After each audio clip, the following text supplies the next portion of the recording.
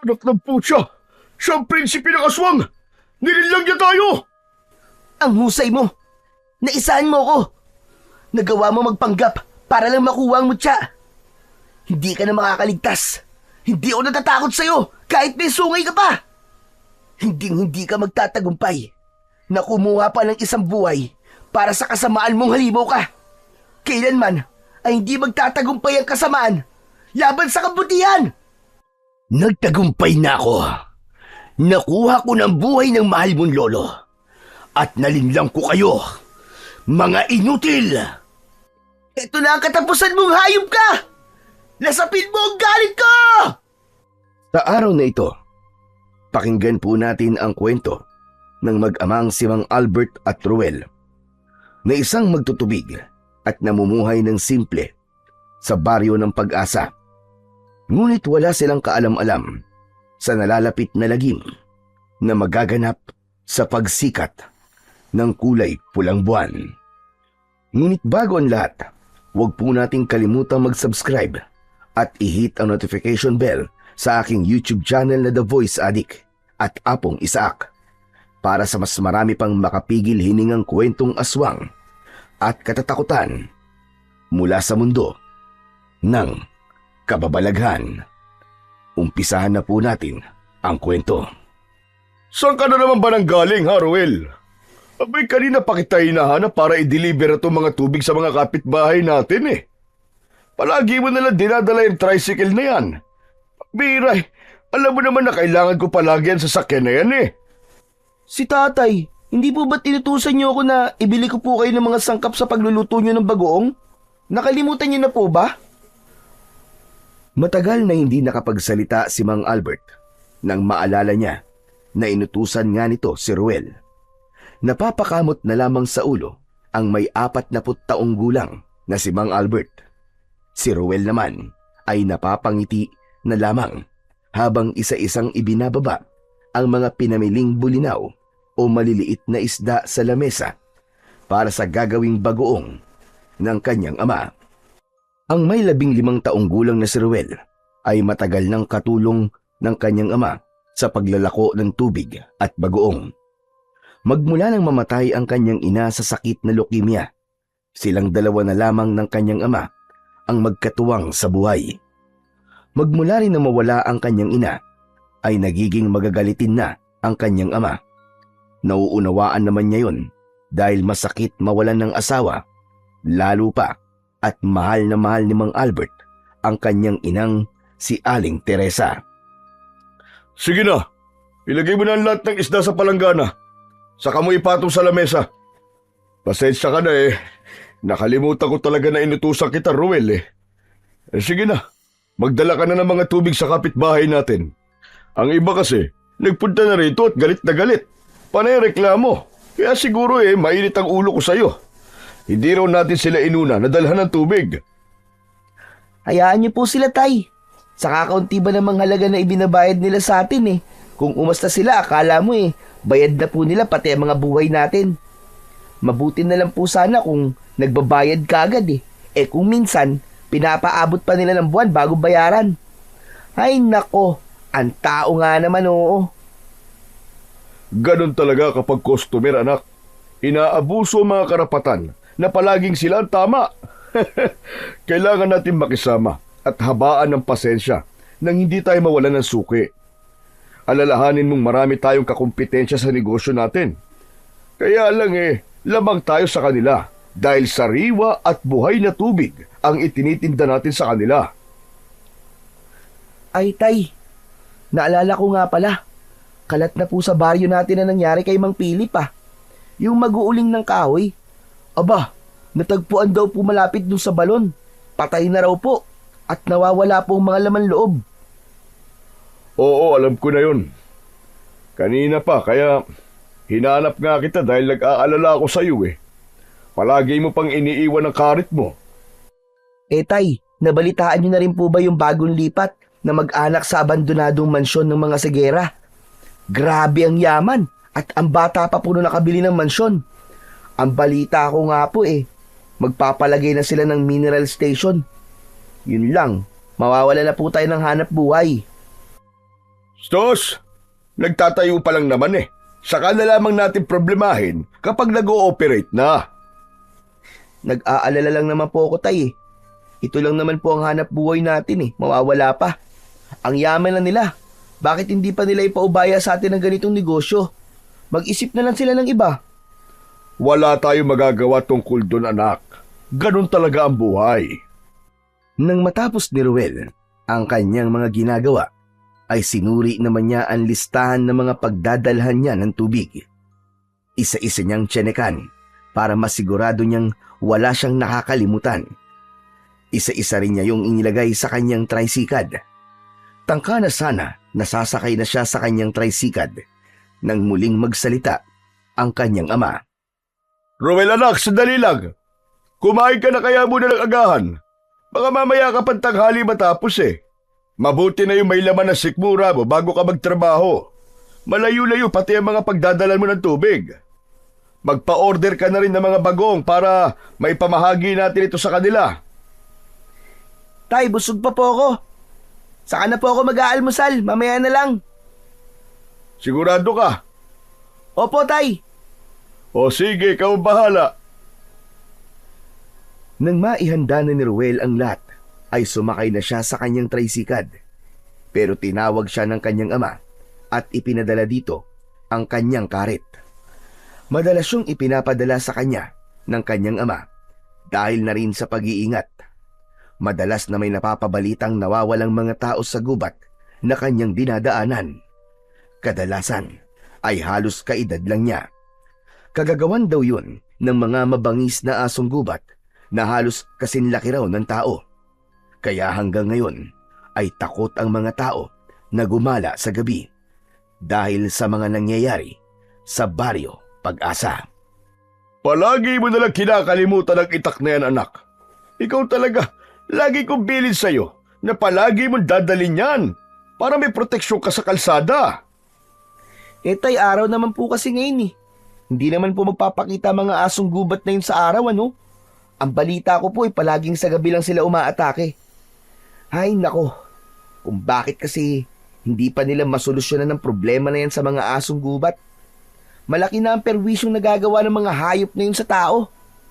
Kikilos lang yata sila kapag naubos na ang mga tao dito sa baryo natin eh.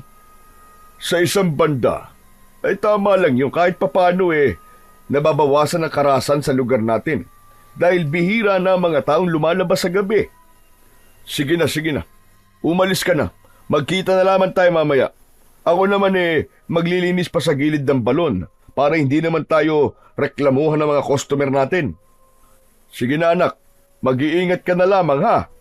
Sigurado ka bang hindi ka na talaga kakain? Hindi na po muna, tay. Mamaya na lang. Sige po, alis na po ako. O siya, sige. Mag-iingat ka. Medyo mabigat ang kanyang dalang tubig dahil marami ang umorder sa kanila ngayong araw. Habol siya ng tanaw ng kanyang ama habang pumapadyak siya sa kadena ng kanyang tricycad. Nasa gitna sila ng kagubatan na malapit sa bukal na balon ng tubig. Yun ang tubig na ibinibenta nila. Sariwa at buhay, kaya nga gustong-gusto ng mga tao ang kanilang inilalakong tubig. Pagsapit niya sa tapat ng mansyon ng mga sigera, ay hindi niya maiwasang hindi tumigil pansamantala sa tapat ng kulay pulang gate. Humanga siya sa ganda ng bakuran ng mansyon. Malinis at tahimik ang paligid. Nakadagdag din sa kagandahan ng bakuran ang malalaking bulaklak ng rosas na nakapalibot sa mansyon. Ganon din ang mga taong nag-aayos sa harapan ng mansyon. May nagtatanim ng halaman, nagpuputol ng mga rosas, at merong nagdidilig ng halaman.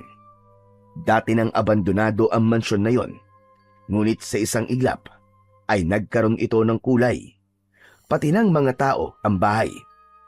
Hindi nila mga kilala at halos lahat ay madadalang ngumiti o magsalita. Gano'n naman siguro kapag baguhan sa isang lugar. Naninibago pa sa mga kapitbahay. Akma na sana siyang aalis nang marinig niya ang boses ng isang lalaki sa kanyang likuran. Nakatayo yon sa labas ng gate at mukhang mamahalin ang suot nitong damit.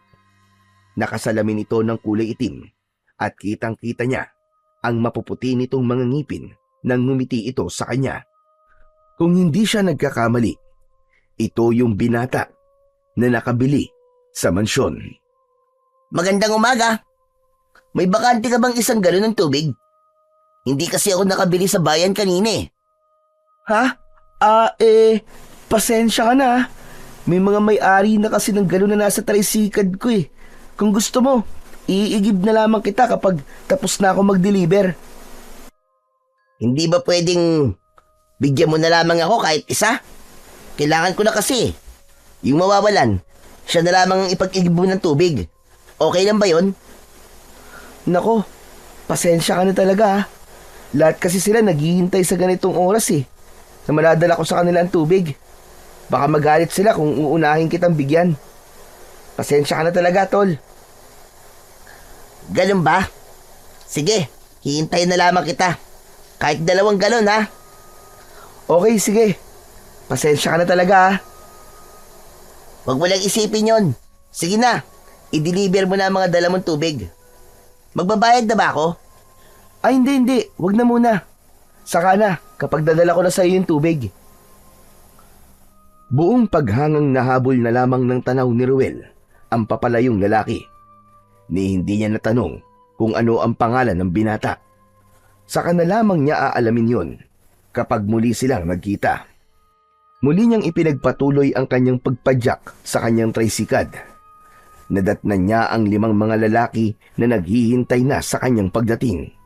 Nasa puno ito ng sementadong tulay na madalas na tinatambayan ng mga kalalakihan sa kanilang lugar. Mga nakasimangot ang ilan at sinabing late na naman daw ang kanyang pagdideliver ng tubig. Kung may iba raw na naglalako ng tubig, matagal na raw ang mga ito na lumipat sa iba. Binaliwala na lamang niya ang kanyang mga naririnig na salita. Ang mahalaga ay binabayaran siya ng tama. Ang nakakasura lang sa baryo niya, inuutangan na nga ang kanilang tubig, ay ang dami pang reklamo. Mabait lang talaga ang kanyang ama at kahit buwan na ang utang, ay nagagawa pa rin itong pagbigyan ang mga tao. Iiling-iling na lamang siya na nagpatuloy sa pagdideliver ng tubig. Ang pinakahuli ay ang matandang si Kakang Maria na nakatira sa gitna ng kakauyan. Natatakot pa naman siya sa matandang yun, lalo pa at palagi itong pinagbibintangan na isang aswang. Kung hindi lang siya naawa sa matanda, ay hindi siya magpapakita rito. Ayon sa kanyang ama, ay 13 raw ang anak ng matanda. Iniwan daw ito at tuluyan ng kinalimutan ng mga anak dahil na rin sa uri daw ng pamumuhay ng matanda. Kahit siya man ay hindi maitatanggi na natatakot siya sa presensya ng matandang si Kakang Maria. Malayo pa ay natatanaw na niya ang matanda na nagwawalis sa harapan ng bakuran nito. Nakasingit naman ang tabako sa bibig nito na ang baga ay nasa loob ng bibig. Madalas din niyang nakikita ang usok sa kusina nito sa kalan kahit wala namang niluluto ang matanda. Kakang Maria, Lola, nandito na po ang tubig nyo. Abay, damuhong bata kira. Bakit kayo kalang dumating? Abay, pasado 9:00 na ng umaga. Kung hindi lamang ako sinusumpong ng rayom ako na mismo ang pumunta sa bahay niyo. Lola, pasensya na po talaga kayo. Hindi na po mauulit. Nalibang po kasi ako sa pamimili sa palengke ng mga maliliit na isda eh. Magpapaliwanag ka pa. Palagi ka naman talagang huli sa pagdideliver ng tubig. Sandali lang. Maiba nga pala ako ng usapan. Nadaanan mo ba ang bagong lipat dyan sa mansyon? Opo. Umorder nga po sa akin ng 2 galon ng tubig eh. Bakit po? Wala lang. Gano'n naman talaga kapag may dayo sa lugar, di ba? Naalam kung ano klase ang pamilya. Sige na. Ipasok mo na ang tubig sa loob ng bahay ko. Diretso mo na lang doon sa kusina. Teka, bakit ba parang umiiwas ka sa akin? Natatakot ka rin ba sa akin dahil sa mga kumakalat na balita tungkol sa aking pagkatao? Naniniwala ka rin ba na ako ay isang aswang?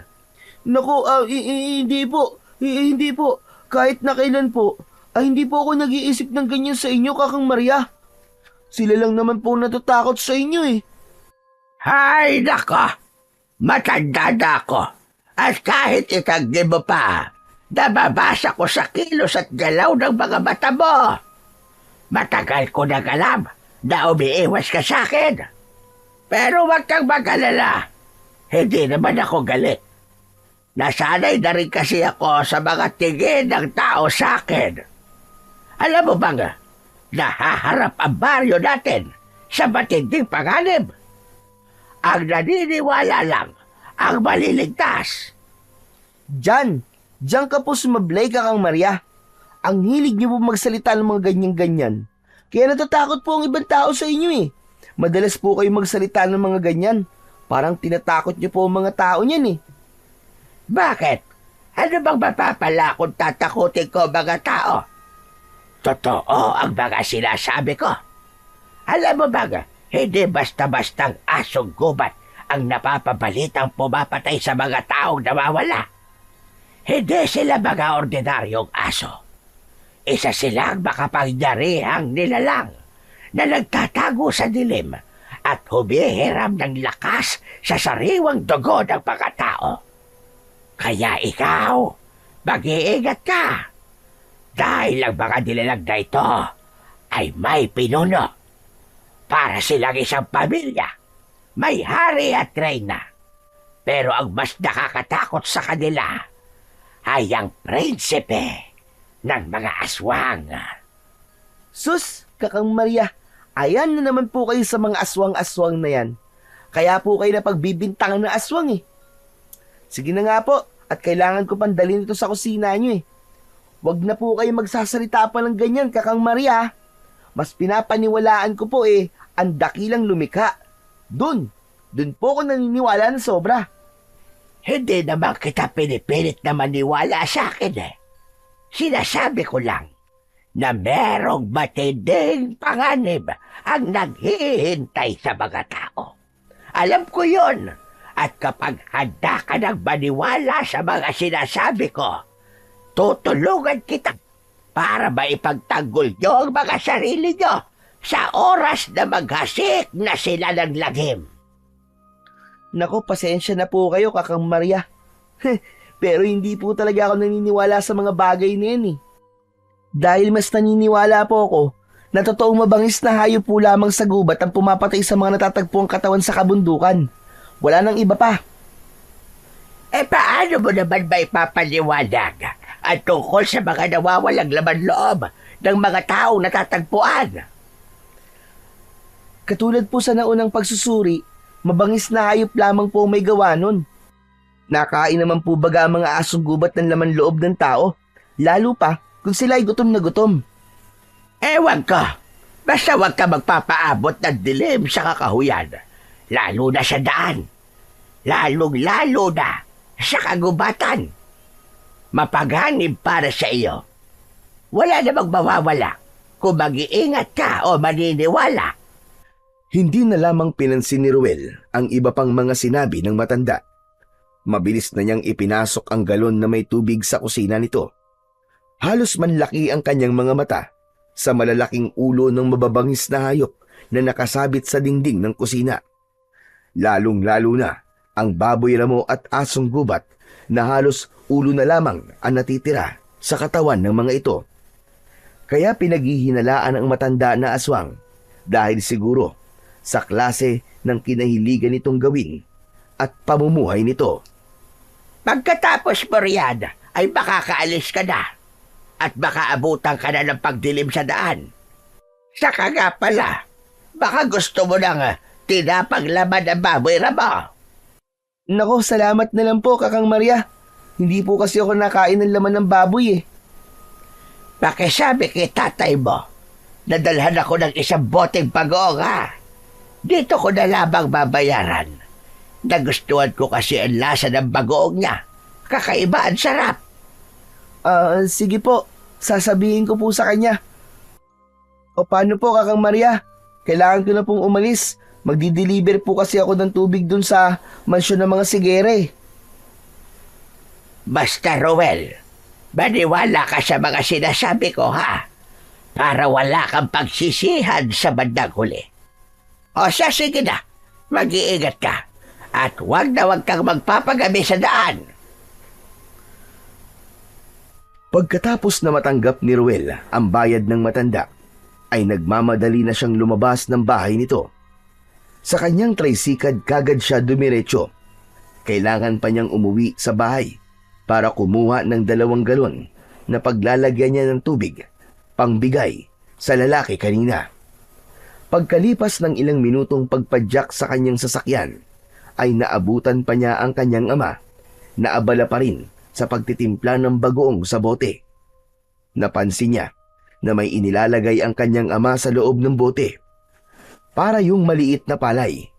Dati niya nang naitanong yun sa kanyang ama kung ano ang bagay na yun, at sabi nito ay isang anis na pampabango sa bagoong. Pero si Kakang Maria, sinasabi nito na mabisang pangontra din yun sa mga aswang o masasamang elemento na nagtatago sa dilim. Kaya nga panay ang kuha nito ng bagoong sa kanyang ama kahit sinasabi nitong masarap lang ang lasa. Alam niyang may ibang pinaggagamitan ang matanda at kapag naaalala niya ang bagay na yon, hindi niya maiwasan ang hindi matawa sa sinabing yon ni Kakang Maria. Oh, Ruel, tapos ka na ba magatin ng tubig? Kumusta na ang pagpapa-order mo ng bagoong? Tay, si Kakang Maria lang po nag-order eh. Bumalik po ako at nadagdagan tayo ng isa pang customer, Tay. Doon po sa may mansyon. 2 po ang kinukuha niyang tubig. Abay, dali mo na kaagad at baka magbago pa ang isip. Mabilis na naghanap ng 2 galon sa kusina si Ruel, bago nagmamadaling sumakay sa kanyang tricycle para makarating kagad siya doon sa mansyon. Hindi mawala sa isip niya ang mga sinabi ng matanda sa kanya. Wala naman mawawala kung maniniwala siya rito. Magkakasunod na pagpadyak sa tricycle ang ginagawa niya para hindi siya abutan ng pagdilim sa daan. Pagdating niya sa balon na kinukuhanan niya ng tubig, ay parang napansin niyang may bahagyang tumumba ang mga talahib sa palibot ng balon. Nagmamadali siyang lumapit dito para makita kung ano ang nangyari sa lugar na yon. May mga ilang patak ng dugo sa damuhan, subalit wala naman siyang nakitang tao na nakahiga doon. Iginala niya ang kanyang paningin sa paligid ng balon, ngunit nabigo siyang may makitang tao roon. Binaliwala na lamang niya ang mga napansin at mabilis siyang nagsalok ng tubig sa balon. Pagkatapos ay inilagay niya ang mga yon sa kanyang tricycle para ihatid na sa mansyon. Pagkalipas ng ilang minutong pagmamaneho ng kanyang tricycle, ay narating din niya ang mansyon. Matagal siyang nagtatawag sa labas ng gate, pero wala namang sumasagot sa kanya. Kaya naman, naisipan na lamang niya na ipasok ang galon hanggang sa loob. Nakita niya ang nag-iisang puno ng kasoy na nakatanim sa gitna ng carpet grass. Maraming bunga yon, ngunit kapansin-pansin ang kulay ng bunga. Imbis na dilaw ay kulay pula yon. Akma na sana niyang hahawakan yon nang biglang may nagsalita sa kanyang likuran. Halata sa boses ng lalaki ang pagkadismaya sa nakita nitong gagawin niya. Teka, sandali! Anong ginagawa mo? Bakit basta ka nalang pumasok sa bakuran ko? Hindi ka man lang nagtawag para napagbuksan ka ng gate. Kasama ba yan sa serbisyo mo na pumasok sa bakuran na may bakuran nang walang paalam sa may-ari? Ha? Naku, pasensya ka na ha. Kanina pa kasi ako tumatawag eh. Walang nakakarinig sa akin. Ito na nga pala ang order mong tubig. Saan ko ito ilalagay? Iwan mo na lang dyan at may mga tauhan ako magbubuhat sa tubig. Sa susunod, huwag ka na lamang basta mapasok sa bakuran ko ha, hanggang walang tao na nagbubukas sa'yo ng gate. Maghintay ka sa labas. Umiiwas kami sa mga magnanakaw. Isa pa, ang kasoy na yan, hindi pwedeng hawakan niya ng kung sino lang. Sensitibo ang puno na yan at mahirap makapagpabuhay, lalo na sa klima natin. Pasensya ka na talaga. Sa susunod sa labas ko na lamang iiwan ng tubig. Ako nga pala si Ruel. Ako naman si Teryo. Pasensya ka na rin. Nag-iingat lang kami. Lalo pa at hindi kami taga rito. Hindi pa namin kayo basta kilala eh. Ito nga pala ang bayad ko. Bukas ng hapon, magpapadala ulit ako ng tubig sa'yo. Malapit na rin kami makapagpatayo ng sarili namin tubigan eh. Baka ngayon lang kami umorder sa'yo. Kung ganun, mababawasan na pala ang kita namin ni tatay kapag meron na kayong sariling mineral station. Alam mo, depende pa rin yan sa ganda ng serbisyo at linis ng tubig nyo. Teka, sandali lang. Bakit ba sa dami ng negosyo mineral station pa ang naisip niyong itayo? Hindi na sumagot si Teryo sa tanong niya. Pagkatapos na maiabot nito ang bayad, pumasok na ito sa loob ng mansyon at iniwan siyang natitigilan sa tapat ng puno ng kasoy. Maya-maya pa ay lumabas naman ang tauhan nito at nagulat siya sa ginawa ng lalaki. Akala niya ay gagawing inumin ang tubig na inorder sa kanya. Parang nainsulto siya nang makita niyang ibinuhos yun ng lalaki sa mismong puno ng kasoy. Parang kakaiba ang kanyang naramdaman nang makita niyang sinipsip ng puno ang tubig. Kaya lang, naisip niyang bayad na yon, kaya magloloob ang tao kung ano ang gagawin nito sa tubig. Kaya lang, ay hindi niya naiwasan ang hindi manghinayang dahil buhay na tubig ang ginamit nitong pandilig sa puno. Samantalang kanina ay nakita niyang gumagamit ang mga ito ng hose para sa mga halaman. Bukod tangi ang puno ng kasoy, ang diniligan ng mga ito ng tubig na galing sa bukal. Ang ipinagtataka niya lang sa punong yon ay kung kailan ito nabuhay. Natatandaan niya na madalas siyang dumadaan sa mansyon pero wala naman siyang nakikitang puno ng kasoy doon. Ngayon lang nang dumating ang pamilya ni Teryo. Tila nakakahalata ang lalaki na kanina pa siyang nakatayo sa tapat ng puno.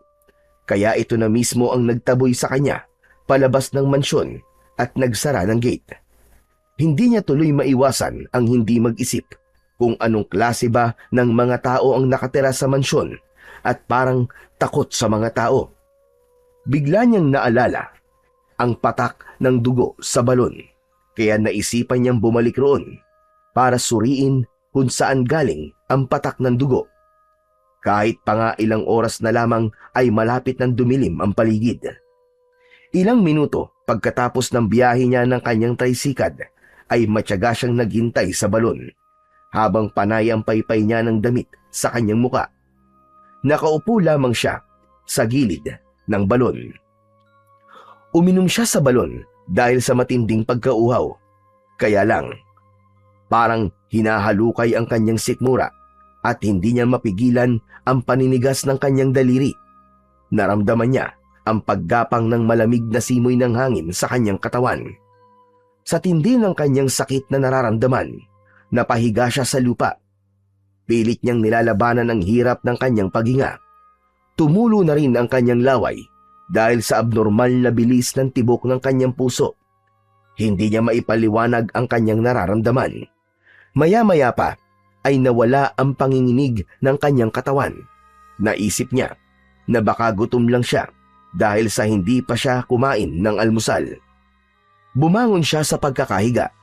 Kaya lang ay nakita niya ang isang lalaking duguan, ilang dipa ang agwat sa kanyang kinaroroonan. Nakahandusay sa malaking puno ng akasya habang umuungol. "Tulong! Tulong! Tulungan mo ako!" Napabilis ang pagtayo ni Ruel nang makita ang lalaki na gumagapang sa lupa papalapit sa kanya. Hindi niya akalain na ito ang may-ari ng ilang patak ng dugo na nakita niya sa damuhan. Nakakatakot ang itsura nito, pero mas pinili niyang lumapit dito para tulungan ito. "Tulungan mo ako! Tulungan mo ako! May humahabol sa akin! Ilayo mo ako rito!" "Ha? Sino? Sinong humahabol sa'yo? Wala naman tao rito ah. Saka, paano yung sugat mo sa dibdib? Parang gawa yan ng hayop na may mahabang kuko. Nagpalinga-linga sa paligid si Ruel dahil halatang takot na takot ang lalaki. Isa pa, araw naman yun, kaya madali niyang nakikitang walang nilalang na humahabol rito. Maliban sa sariwang dugo na umaago sa sugat nito sa dibdib at braso. Malalim yun na halatang galing sa matalas na kuko ng kung anong hayop na umatake rito. Diyos ko po, ano ba ginagawa mo dito? Teka, hala, bumubula ang bibig mo. Ano nangyayari sa'yo? Para ka nalalason ah. Halika, tumayo ka. Pilitin mo maglakad. Kailangan mo makainom ng gamot. Isasama kita sa bahay namin. Nandun lang ang tricycle ko. Nakikiusap ako sa'yo. Wag sa bahay niyo. Dalin mo ako kay Kakang Maria. Siya talaga ang hinahanap ko. Siya lang ang makakapagpagaling sa akin. Tulungan mo ako. Nakikiusap ako. Huwag mo akong iiwang mag-isa. May mga humahabol sa akin. Sino ba yung humahabol sa'yo? Wala naman akong nakikitang ibang tao sa lugar na to eh. Hindi tao. Hindi tao ang humahabol sa akin. Kundi halimaw. Mga nilalang na nag-aanyong asong gubat. Papatayin nila ako. Kaya sana kay Kakang Maria mo ako dalhin. Sige. Kay Kakang Maria kita dadalhin. Kailangan makasampakan na sa tricycle ko. Kunting tiis na lang. Saglit. Hindi kita kayang buhatin. Sige. Sumakay ka na sa tricycle ko. Pilitin mong tumayo. Kahit hirap tumayo, ay sumunod ang lalaki sa kanyang utos habang nakaalalay sa braso nito. Ramdam na ramdam niya ang panginginig ng tuhod nito habang inihahakbang ang mga paa. Pero bigla silang nakarinig ng kakaibang tunog mula sa kakahuyan. Malakas na angin ng isang hayop na may mabangis na pag-alulong. Bigla siyang nakaramdam ng pag-alala, kaya naman mas binilisan pa niya ang pagsampa sa tricycad. Bilisan mo! Nariyan na sila! Naamoy na nila ako! Bilisan mo! Dalin mo na ako kay Kakang Maria! Ayoko pang mamatay! Balak nila akong patayin! Sino ba sila ang sinasabi mo? Sa palagay ko naman, ay mga asong gubat lang ang naririnig natin eh. Bakit ba takot na takot ka? Hindi mo naiintindihan. Hindi nga sila basta-bastang mga nilalang. Nasa panganib ang buhay ko. Muling naulit ang malakas na pag-alulong na nanggaling sa kakawyan. Ang nakapagtataka lang ay bakit may ganong pagpaparamdam ang mga asong gubat, samantalang may presensya pa naman ng araw. Kasunod ang paghuni na parang nasasaktang asong nauulol. Mas binilisan pa niya ang pagpadyak sa kanyang tricycad. Mas bumilis din ang tibok ng kanyang puso nang dahil sa takot. Panay din ang lingon niya sa hulihan ng kanilang daan. Kakaiba rin ang hatid na kilabot ng boses na parang dumadaan sa ilalim ng lupa. Lalong bumundol ang kaba sa kanyang dibdib nang mahalata niyang takot na takot ang lalaki at tumutulong pa sa pagpapatakbo ng tricycad. Kumapit ka mabuti.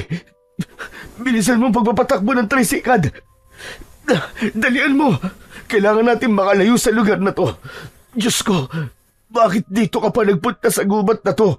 Hindi mo ba alam na pinamumugaran to ng mga aswang na alimpuyo? Sila ang kamag-anak ng mga tiktik. Kaya sana maniwala ka sa akin. May humahabol sa akin. Balak nilang patayin ako bilang alay sa kanilang prinsipe. Iligtas mo ako. Anak ng pambihira naman oh. Mukhang nasisiraan ka lang ng ulo eh. Kapag minamalas ka nga naman oh.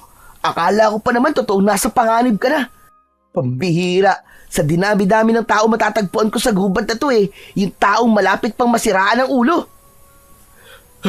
Bakit ba ayaw mo akong paniwalaan? Totoo sinasabi ko. Bukas na ang pagsikat ng kulay pulang buwan. Yun ang pagsasagawa sa ritual para sa alay nila sa prinsipe. Para sa buhay na walang hanggan at sa hindi nila pagtanda. Bakit? Huwag mo sabihin na hindi ka pa nakakakita ng mga aswang. Nako, pwede ba? Huwag mo na nga ako madamay-damay dyan sa mga kalokohan nyo. Ganito na lang, iaatid na lang kita kay Kakang Maria. Sa palagay ko, bagay kayong mag-usap nun. Pareho kayong may mga tiniling sa ulo eh. At ako, uuwi na ako. Huwag nyo na ako madamay-damay sa mga aswang-aswang nyo. Habang nagpapadyak ng tricycad si Ruel, ay panay ang tawa niya sa kanyang sarili.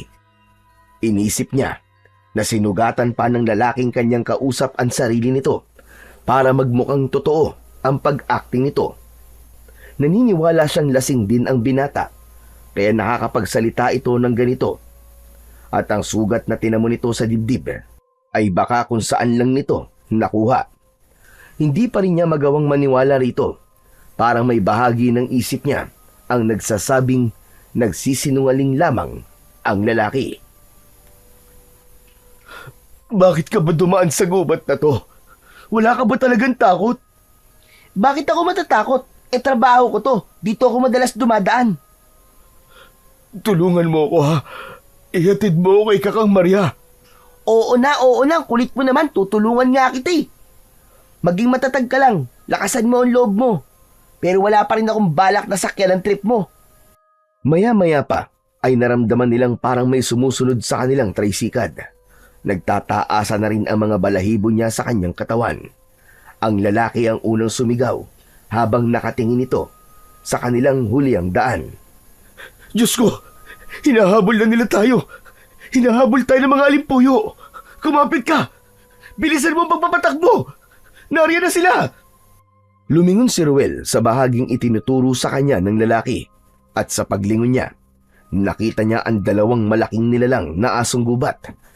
Mapupula ang mga mata ng mga ito habang nakalabas ang mahabang mga pangil nito. Mahaba rin ang mga buntot nito na makapal ang balahibo sa katawan. Mabilis ang mga takbo ng kulay itim na asong gubat. Matulis ang mga tainga nito na parang naririnig ultimo ang kanilang tibok ng puso. Maging ang malalagari nitong mga ngipin ay nakalabas din habang nakangising tumutulo ang malapot nitong mga laway. Halos nag-aagawan ng mga ito sa pagsunod sa kanila. Mas binilisan ni Ruel ang pagpadyak sa kanyang tricycad. Mabilis ang mga ito na humahabol sa tricycad. Paghewang-gewang ang kanilang sinasakyan dahil sa pagmamadali. Anak ng putya naman oh! Anong klase bang mga nilalang yan? Sinabi ko na kasi sa'yo, mga aswang sila. Ayaw mo kasing maniwala sa akin eh. Ayan na sila, hinahabol na nila tayo. Ako ang pakay nila para sa alay nila sa kanilang prinsipe. Tulungan mo ako. Ayoko pang mamatay. Sino ba gusto mamatay? Hanip talaga oh. Nadamay pa ako sa pagtulong ko sa'yo eh. Malapit na pating dumilim ang paligid. Tiyak na mag-aalala sa akin ang tatay ko nito. Anak ng teteng, totoo pala sila. Totoo pala ang mga aswang. Huwag na muna yan ang problemahin mo. Ang kailangan natin ay makatakas sa mga umahabol sa atin ngayon. Diyos ko, bilisan mo ang pagpadyak. Malapit na nila tayo maabutan. Higpitan mo ang kabit mo. Pagdating natin sa palusong na bundok, ay bibilisan ko pa ang pagpadyak sa tricycad ko. Isko, hindi ko alam kung bakit tayo nahabol ng mga aswang na alimpuyo. Sigurado ka bang matutulungan tayo ni Kakang Maria? Oo, dahil alam niyan tungkol sa prinsipe ng aswang. Hayaan na sila! Bilisan mo pa! Oo na! Ito na nga't binibilisan ko na eh! Halos lumipad na nga tayo eh! Halos hindi na sumasayad ang gulong ng tricycad ni Ruel sa lupa sa bilis ng pagpapatakbo niya. Pero sadyang mabilis ang mga aswang na asong gubat. Tumalon ito sa unahan ng kanilang tricycad at humarang sa kanilang dinaraanan. Mabuti na lang at nakabid niya ang kanyang tricycad sa kabilang direksyon, kaya naiiwas niya ito sa nakaharang na asong gubat. Ilang saglit pa, ang kulay itim naman na asong gubat ang lumundag para sana sakmalin ang lalaking kasama niya na nakilala lamang niya sa pangalang Kaloy. Pero nagawa nitong suntukin ang mukha ng aso, kaya bumagsak ito sa lupa. Pagdating nila sa madilim na bahagi ng kakawyan, sinalubong naman sila ng isa pang mas malaking aswang. Ikinakaskas nito ang unahang paa sa lupa habang nakangising tumutulo ang laway. Kitang-kita rin niya ang mabalahibong kulay puti nitong balat na halos kasing taas nilang dalawa ni Kaloy. Ang mga mata ng nilalang ay mapupula na bumagay sa dalawa nitong pangil na nakalitaw sa bibig nito. Para itong taong lobo na biglang sumulpot mula sa madilim na bahagi ng kakahuyan. Para itong isang nilalang na handang makipagpatayan sa dalawang kulay itim na asong gubat. Akala nila ay ililigtas sila ng nilalang na yun dahil sinakmal nito ang dalawang asong gubat na humahabol sa kanila. Yung pala ay nakikipag-agawan nito sa paglapa sa kanila. Saktong may dumaan naman na baboy ramo sa harapan ng mga ito. At dahil sa gutom, maging ang kaawa-awang baboy ramo ay hindi nakaligtas sa mga asong gubat na gutom na gutom. Nakita ni Ruel kung paano nitong kinain ang kaawa-awang hayop. Umagos sa bibig nito ang dugo ng baboy ramo, habang panay ang ugik nito na parang humihingi ng tulong sa kanila. Sinamantala niya ang pagkakataon na yon, mas pinabilisan pa niya ang pagpadyak sa kanyang tricycad para lang makalayo sa lugar na yon. Kaloy, kumusta ang pakiramdam mo? Mabuti na. Nawala ng pananakit na sugat sa dibdib ko. Maliban na lang sa mga sugat sa braso ko. Mas nangibabaw kasi ang takot ko kanina eh. Ngayon lang ako nakakita ng ganong klaseng aswang. Akala ko'y katapusan ko na. Mabuti na lang talaga at nakita mo ako sa gilid ng balon. Takot sila sa tubig, kaya doon ko naisipang magtago. Muling tinignan ni Ruel at Kaloy ang huli ang daan. Ganun na lamang ang takot nila habang sila ay papalayo. Kitang-kita nila kung paanong pagluray-lurayin ng halimaw ang katawan ng baboy ramo habang nakatingin ito sa kanila. Lumingon pa ito sa gawin nila habang nakangising lumilingas ang mga mata. Patuloy ito sa paghabol sa kanila habang dala ang laman loob ng baboy ramo na kinakain ito habang tumatakbo. Kung totoo mga aswang ang umaatake sa ating Kaloy, saan kaya sila nanggaling? Saka bakit ikaw? Ang mga aswang na alimpuyo ay nakilala ko lamang sa pangalan dahil sa kwento sa akin ni Kakang Maria. Siyang nagsabi sa akin na nasa dugo ko raw ang hinahanap ng prinsipe ng mga aswang bilang alay sa pulang buwan. Kanina lang ako nakakita ng aswang at hindi ako makapaniwalang ganyan palang kanilang mga itsura, talagang nakakatakot. Lalo pa at kitang-kita ko sila kung paano kumain ng karne ng tao. Sumusunod lang ang mga asong gubat na to sa kanilang pinuno. At sa kasamaang palad, wala na akong pamilyang babalikan. Pinatay na ng mga hayop na yan. Nakikiramay ako sa nangyari sa pamilya mo. Ilang minuto ang lumipas. Sa wakas, ay narating na nila ang bahay ni Kakang Maria. Mabilis silang bumaba sa tricycad. Inalalayan ni Ruel si Kaloy na makababa ng sasakyan. Habang magkakasunod na katok sa pinto ang ginawa ni Ruel, habang panay pa rin ang linga niya sa paligid. Tao po! Tao po, Kakang Maria! Tao po, buksan niyo po ito! Tulungan niyo po kami! Narinig ni Ruel ang yabag ng paa ni Kakang Maria.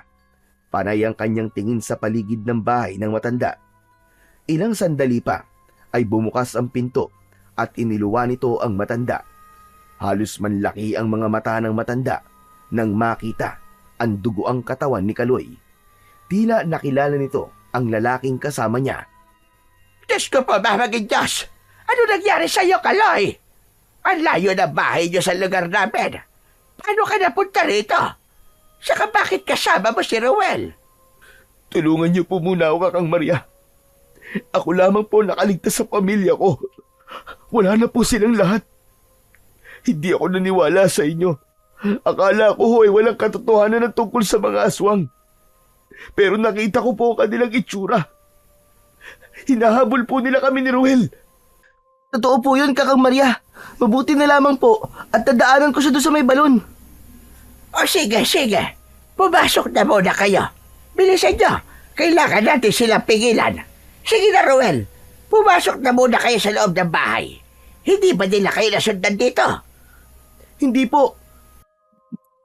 Pagkapasok nila sa loob ng bahay ng matanda, ay mabilis na isinara nito ang pinto at mga bintana, saka binuksan ang lumang gaserang nakasabit sa dingding ng kusina.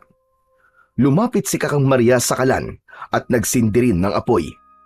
Naglagay ng palaspas, buntot ng nyug at goma.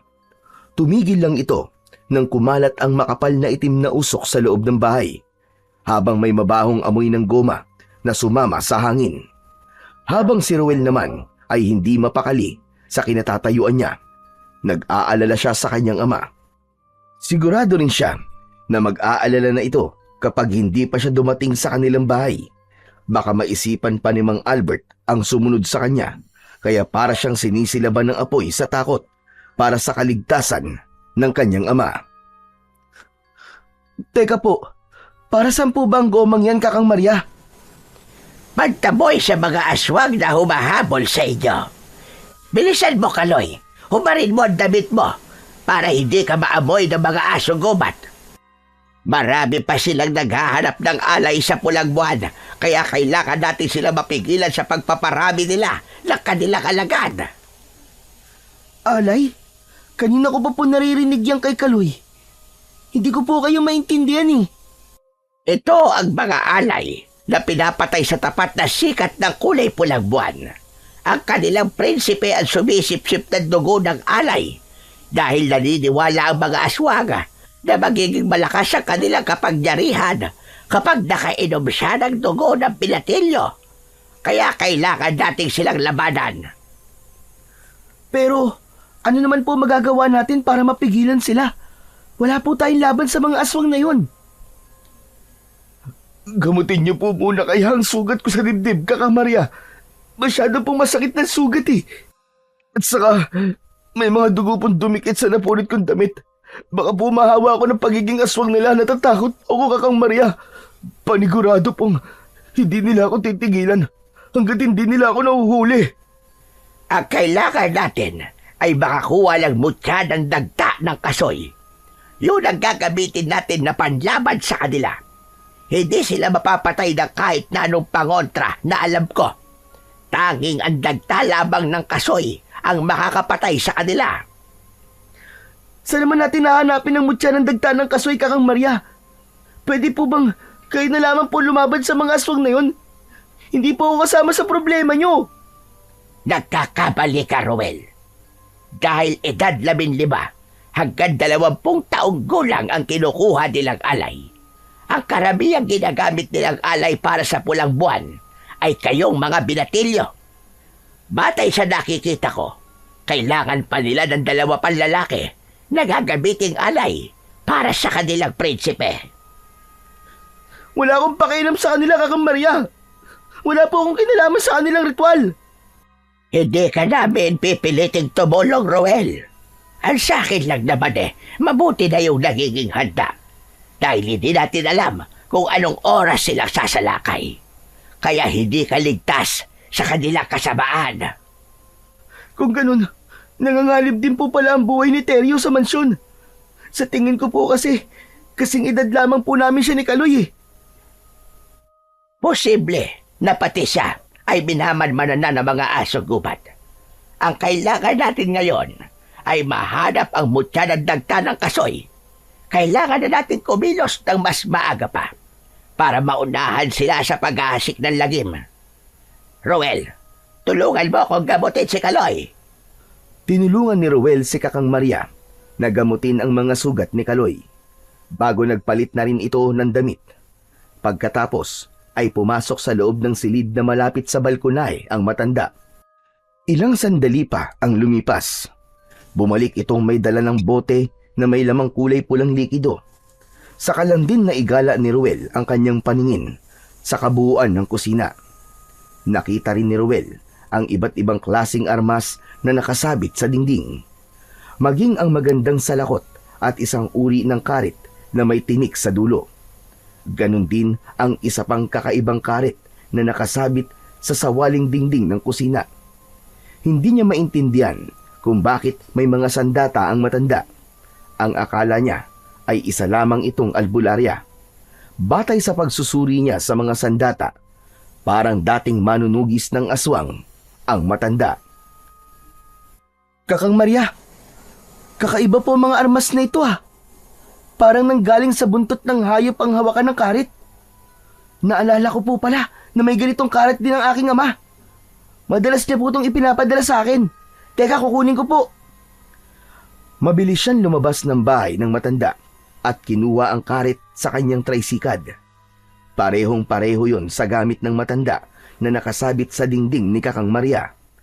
Pagbalik niya ay nakita niya na tila nagbago ang ekspresyon ng mukha ng matanda nang makita ang hawak niyang karit.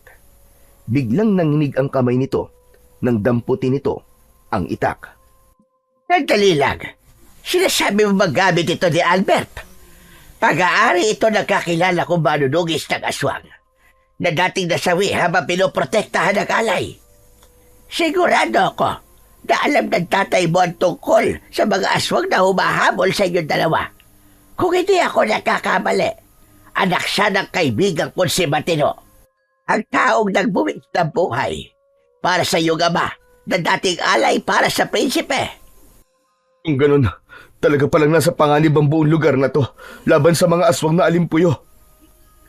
At hindi rin po ako makapaniwala na alam ni tatay ang tungkol dito. Marami pa pala akong hindi alam tungkol kay tatay. Mas kailangan ko pala mag-ingat ngayon. Oo, Kaloy. Ikaw ang dapat na mag-ingat. Kailangan nating humingi ng tulong sa ama ni Ruel. Kung hindi ako nagkakamali, siya ang nawawalang tagapagbantay ng alay ngayon. Totoo na kasama ka sa magiging alay ng mga aswang, Ruel. Kailangan mong umuwi. Kausapin mo si Albert at pagkatapos ay isama mo siya pabalik sa bahay ko. Pero, gabi na po eh. Baka po harangan ako ng mga aswang na alimpuyo. Mas nakakapag-alala kung hahayaan mong maghanap sa iyo ang tatay mo. Wala siyang magagamit na armas laban sa mga aswang at baka mapahamak siya. Dalhin mo na lang ang karet sa pag-uwi mo. Bumundol ang kaba sa dibdib ni Ruel nang maalala bigla ang kanyang ama. Kaya kahit natatakot, umuwi siya at sinubukan na lamang niyang sumakay sa kanyang tricycad. Halos mabingi siya sa sariling tibok ng kanyang puso habang binabagtas niya ang daan pauwi sa kanilang bahay. Lalo pa at madilim na ang paligid. Panay din ang linga niya sa kanyang paligid at mabilis rin ang kanyang pagpadyak. Katakot-takot ang kanyang pagdadasal na sana ay ligtas siyang makauwi sa kanilang tahanan. Pagdating niya sa tapat ng mansyon ay napansin niyang walang ilaw ang buong paligid ng bahay ng mga sigera. Nakita niya rin ang kulay pulang bunga ng kasoy sa gitna ng bakuran na may mga alitaptap na lumilipad sa mga dahon nito. Saglit niyang nakalimutan ang takot niya sa mga asong gubat na humahabol sa kanila. Muli niyang ipinagpatuloy ang pagpadyak sa kanyang tricycad papalayo sa lugar na yon. Ngunit pagdating niya sa gitnang kakahuyan ay may nakita siyang lalaki na nakatayo sa unahan ng kanyang daan. Dahan-dahan siyang nagpadyak sa kanyang tricycad at patuloy na pinakikiramdaman ang kilos ng lalaki. Nagulat na lamang siya nang pagtayo ng lalaki ay biglang nagbago ang anyo nito. Naging isang malaking kulay itim na asong gubat ito. Mapupula ang mga mata na nakangisi habang nakalitaw ang malalagari nitong mga ngipin. Tumutulo ang laway nito habang umaangil na parang asong galit na galit. Kinuha niya ang kanyang karit at matapang siyang bumaba ng tricycad at hinarap niya ang aswang. Alam ko na ang pakay niyo sa mga kaedad ko. Hindi kayo magtatagumpay. Lalabanan ko kayo. Hindi ako natatakot sa inyo. Kitang-kita ni Ruel na ikinakaskas ng asong gubat ang unahan ng paa nito sa lupa habang mas lalong lumalakas ang angil nito na parang asong galit. Maya-maya pa ay may dumating na isa pang kulay abong asong gubat sa likod ng naunang kulay itim na asong gubat. Hinigpitan niya ang pagkakahawak sa puluhan ng kanyang karit. Saktong pagsugod ng kulay abong asong gubat, ang pagtalon niya naman pasalubong sa pag-atake nito sa kanya. Tinamaan ito sa leeg ng kanyang karit, kaya't bumagsak ito sa lupa habang umaangil ng nasasaktan. Sunod na sumugod sa kanya ang kulay itim na asong gubat. Lumukso ito papunta sa kanyang kinatatayuan, pero nakaiwas siya. Sa pag-ikot niya ay gumanti siya rito ng pagpalo ng karit sa katawan ng aswang. Tinamaan ito sa likod at bumagsak din ito sa lupa na kinabagsakan ng kulay abong asong gubat. Sinamantala niya ang pagkakataon na yon. Mabilis niyang nilapitan ang mga ito at inatake niya ng taga ang mga asong gubat na nakahiga sa lupa. Wala siyang pakialam kung saan niya ito tamaan. Dala ng matinding takot at galit sa ginawa ng mga ito sa kanya. Naisipan niyang pugutan ang mga ito ng ulo para magsilbing halimbawa yon sa kauri nitong makakakita sa katawan ng mga kasamahan nila. Habol ang hininga na tumayo siya sa paanan ng mga asong gubat na napatay niya. Kala nyo nagkamali kayo ng binangga. Muntik nyo pa akong gawing hapunan Sabay hila niya sa kanyang karit na nakabaon sa leeg ng kulay abong asong gubat. Sa sobrang talas ng kanyang sandata ay naputol niya ang leeg ng kulay abong asong gubat. Ganon din ang kulay itim na asong gubat na pinagsama pa niya ang mga katawan ng mga ito at iniharang niya sa daan para makita kagad ng mga kasama nito. Pagbalik niya sa kanyang tricycad ay narinig naman niya ang boses ni Mang Albert. Baka sa mukha nito ang matinding pag-aalala nang makita ang dugong tumalsik sa kanyang damit. Diyos ko! Sinasabi ko na nga ba't may nangyayari na sa'yong masama Kaya ka natagalan sa pag-uwi Tayo na po ginagawa niyo dito. Pauwi na po ako. Masyado pong delikado na sumunod pa kayo rito. Sa palagay mo ba'y mapapalagay ako sa bahay habang wala ka? Pambihira ka! Tingnan mo ang itsura mo! Ang daming dugo ng damit mo! Teka anak, nasugatan ka ba? Nasaan ang sugat mo? Patingin ako! Wala tay. Dugo po yan ng asong gubat na pinugutan ko ng ulo. Dali, sumakay na po kayo sa tricycad ko. Doon po tayo sa bahay mag-usap. Mabuti na lamang pala at naipadala ko sa iyo ang karit ko. Nagkakagulo ngayon sa palengke dahil sa pagsalakay ng mga asong gubat. Gutom na mga tao na nagugutom na raw ang mga asong gubat. Kaya bumaba na sa bundok. Tay, wag na po kayo magkunwari sa akin na wala kayong alam. Aswang po ang humahabol sa amin kanina, kaya po natagalan ako. Meron kaming nailigtas na lalaking taga-kabilang baryo. Ang sabi po, malapit na raw po ang pagsikat ng pulang buwan at lahat daw po ng lalaking may edad 15 hanggang 20 taong gulang ay siyang kinukuhang alay para sa kanilang prinsipe. At alam niyo po ang tungkol doon, tay. Napansin ni Ruel na parang nanginig ang kamay ni Mang Albert. Halata sa mukha ng kanyang ama na bigla itong natakot at hindi makatingin sa kanya ng diretsyo. Mabilis niya nang pinadyak ang kanyang tricycad para makaalis sa lugar na yon. Mabuti na lamang at umuwi siya dahil hinahanap pala talaga siya ni Mang Albert. Maigpit din ang kapit niya sa kanyang tricycad habang binabagtas nila ang daan pauwi sa kanilang bahay. Pagdating nila sa kanilang bahay ay mabilis na isinara ni Mang Albert ang pinto at bintana ng kanilang kubo. Pagkatapos ay saka hinarap ang anak. Ang totoo niyan, dating tagapagbantay ang lolo mo, Ruel.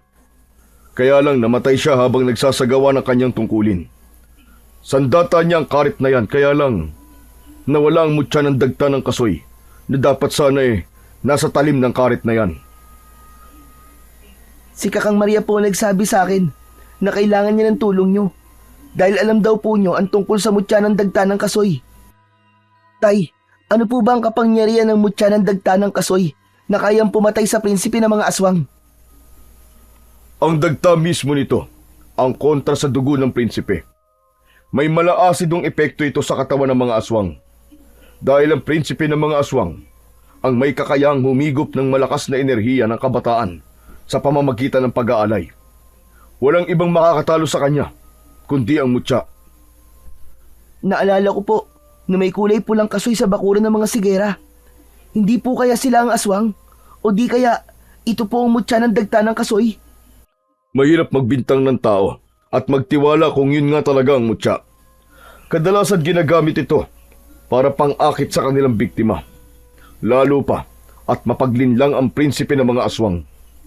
Mapagpanggap sila, kaya kailangan natin mag-ingat sa mga taong nakapaligid sa atin. Kung totoong may nakita kang kulay pulang kasoy sa bakuran ng mga sigera, hindi ibig sabihin nun na sila na kagad ang aswang. Malalaman lamang natin ang aswang kapag nasa talim na ng karet ang mutya ng dagta ng kasoy. Nabanggit din po sa akin ni Kaka Maria, Tay, na kapag nagkausap daw po tayo ay sabihin ko sa inyo na kayo daw po ang batang matagal niya nang hinahanap at mag-usap daw po kayo. Kaya kailangan niyo po sumama sa akin, pabalik po sa bahay nila. Kailangan daw po niya ang tulong natin, Tay. Oo, at kailangan ko rin ng tulong niya. Alam mo bang, ang bagoong na ginagawa ko ay mabisang pangonta sa amoy ng dugo ng alay? Anak, ang kailangan mong gawin ay maipamahagi mo ang bagoong na itinitinda natin sa mga mag-anak na may anak na 15 taong gulang hanggang 20. Nang sa ganun, mapoprotektahan natin sila ng hindi nila nalalaman upang maiwasan ang kaguluhan, anak. At kailangan natin kumilos ng tahimik nang hindi magambala ang mga aswang na alimpuyo. Sa ngayon, anak, kailangan makahanap ako ng goma. Magsunog ka ng goma para hindi sila makalapit. Malakas ang kutob kong nasundan kanila. Naaamoy nila ang dugo ng kalahi nila sa damit mo. Hindi pa man natatapos sa pagsasalita si Mang Albert, ay nakarinig na nga sila ng malalakas na alulong ng asong gubat sa paligid ng kanilang bahay. Kinuha niya ang goma sa silong ng katre ng kanyang ama at mabilis niyang dinala yon sa kalan para sindihan. Nang kumalat ang amoy ng goma sa paligid ng kanilang bahay, ay sumilip si Ruel sa siwang ng kanilang bintana. Nakita niya ang ilang kulay itim na asong gubat na naglilibot sa kanilang bahay. Tay, may nilalang po na nasa paligid ng ating bahay. Mukhang nasundan na po nila ang aking amoy. Ano pong gagawin natin? Hindi lang sila makalapit dito dahil nakadikit po ang amoy ng goma sa loob ng bahay natin. Kasama po ba ako, Tay, sa mga kailangan nilang alay sa kanilang prinsipe? Tama ka, anak. Yun din ang dahilan kung bakit nagpakalayo-layo ako. Kaya lang, talagang hinahabol tayo ng kamalasan. Buwisit na buhay ito, oo. Hindi na natin maiiwasan ang nakatakdang mangyari. Tay, nasisira na po nila ang dingding ng bahay natin sa balkonahe. Ano pong gagawin natin? Baka po masira nila ang pinto at pumasok na po sila dito sa loob. Wala pa po sa atin ang mutya ng dagta ng kasoy. Basta, gamitin mo lang ang karet mo at ako nang bahala sa sarili ko. Tama na sa akin ang itak. Kailangan natin makaalis sa lugar na ito at pumunta sa bahay ni Kakang Maria para malaman natin kung paanong makukuha ang mutya. Pinakiramdaman ni Ruel ang bawat kaluskos ng dingding sa paligid ng kanilang bahay, maging ang mga pag-angil ng asong gubat. Patuloy ang mga ito sa pagbangga sa dingding na gawa sa kawayan. Anumang oras ay madali yung masisira ng mga ito. Nang mula sa labas ay bigla silang nakarinig ng garalgal na pag-alulong ng asong gubat. Kasunod ang malalakas na kaluskos mula sa nasisirang dingding ng bahay. Mula sa likod ng pinto ay matyagang nakasilip si Ruel sa maliit na butas ng dingding. Kitang-kita niya ang isang malaasong gubat na nilalang na bigla na lamang tumayo at lumilingas ang mga matang nakatingin sa kanya ng diretsyo. Napaatras siya sa kanyang kinatatayuan at nagsipagtaasan ang balahibo niya sa kanyang katawan. Mahaba ang braso ng nilalang, binti at leeg nitong tadtad ng malalaking ugat ang balat. Umalingaw-ngaw ang malakas nitong alulong na lalong nakadagdag sa kilabot na kanyang nararamdaman. Sa likod naman ito ay ang mga nilalang na kasing taas niya. 4 na asong gubat na may matatabang pangangatawan. Kung hindi siya nagkakamali, ito marahil ang prinsipe ng mga alimpuyo. Mas nakakatakot pa ito sa mga nilalang na una niyang nakita. Ang singkit nitong mga mata ay nakadagdag sa malapaniki nitong itsura. Mga nilalang na sa buong buhay niya ay ngayon lang niya nakita. Sumenyas ang prinsipe sa mga alagad nito gamit ang 2 nitong daliri sa kanang kamay. Halos mag-unahan na mga ito sa paglapit sa kanilang pintuan. Pero dahil may bakas pa rin ng amoy ng nasusunog na goma na sumasama sa hangin, para itong napapasong bumabagsak pabalik sa lupa. Ang iba naman ay nahuhulog sa hagdanan ng balkonahe habang naninigas ang katawan. Kailangan mo nang tumakas, anak. Malapit na mawala ang amoy ng goma. Iligtas mo na ang sarili mo, anak. Ako nang bahala dito. Hindi ko po kayo iiwan, Tay. Magkasama po nating haharapin ang mga aswang na alimpuyo. Mas mahihirapan tayo kung sasama pa ako. Gamitin mo ang tricycad! Pumunta ka na kay Kakang Maria! Bilisan mo! Kahit na ano po sabihin nyo, Tay, hindi ko po kayo iiwan. Magkasama tayong aalis sa bahay na to. Tara na po! Dito tayo dumaan sa likod ng kusina.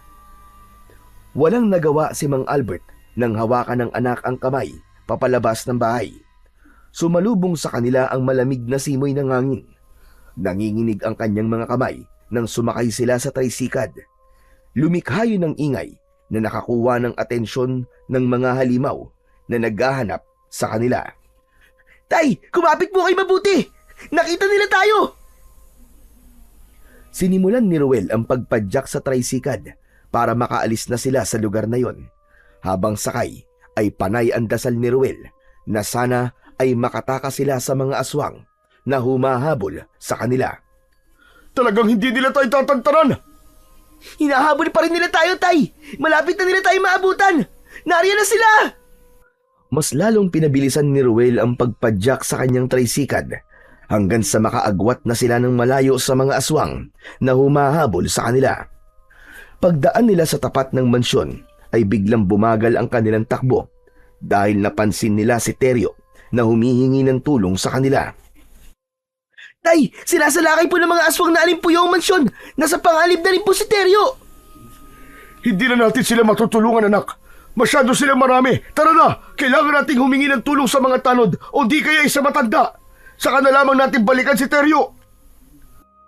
Mas lalong bumilis ang takbo ng mga asong gubat habang humahabol sa kanila. Wala na nga silang nagawa kundi ang lampasan ng mansyon ng mga sigera.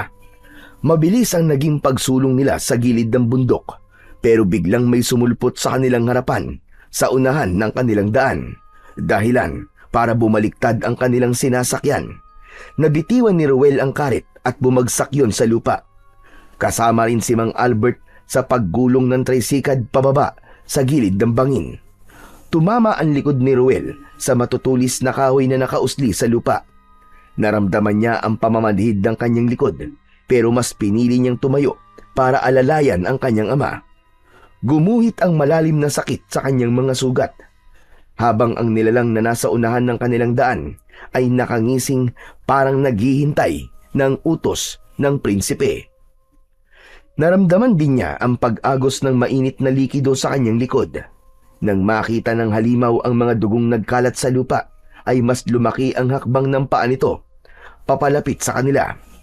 Mabilis niyang dinampot ang karet sa lupa at iwinasiwas niya yon sa hangin, habang hindi niya inaalis ang paningin sa asong gubat na nakatayo sa unahan ng daan. Mas lalo lamang nauulol ang mga asong gubat nang maamoy ng mga ito ang kanyang dugo.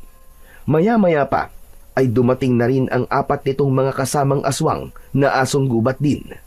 Umaangil ang mga ito habang nakatingin sa kinatatayuan ni Ruel. Pilit niyang hindi ipinapahalata ang masakit na nararamdaman niya sa likod. Sa halip ay humarang siya sa unahan ng kanyang ama, kaya't nakita nito ang sugat niya sa likod. Kaya mo ba lumaban, anak? May dugo ang likod mo. Kaya ko po, Tay. Nag-aalala lamang po ako kay Teryo. Hindi po natin siya dapat na iniwan. Alam kong kaya niya makipaglaban sa mga halimaw na yon. Hindi mo ba nakita na hindi makalapit ang mga asong gubat sa kanya? Ayos lang siya, anak. Ang mahalaga ngayon ay ang kaligtasan natin. Nakita mo ba na nasa harapan lang natin sila? Anumang oras ay susugod na sila sa atin para patayin tayo at lantakan. Tay, ayun na nga. Sumugod na sila. Lumapit na po tayo sa tricycad natin. Iniharang ni Ruel ang kanyang sarili sa prinsipe ng aswang. Mabilis niyang iwinasiwas ang kanyang karet, kaya hindi ito kagad nakasugod. Ilang sandali pa ay ang mga kasama nitong asong gubat ang lumapit sa kanya. Isang malakas na pagtaga ang kanyang ginawa. Tinamaan ng kulay itim na asong gubat sa leeg.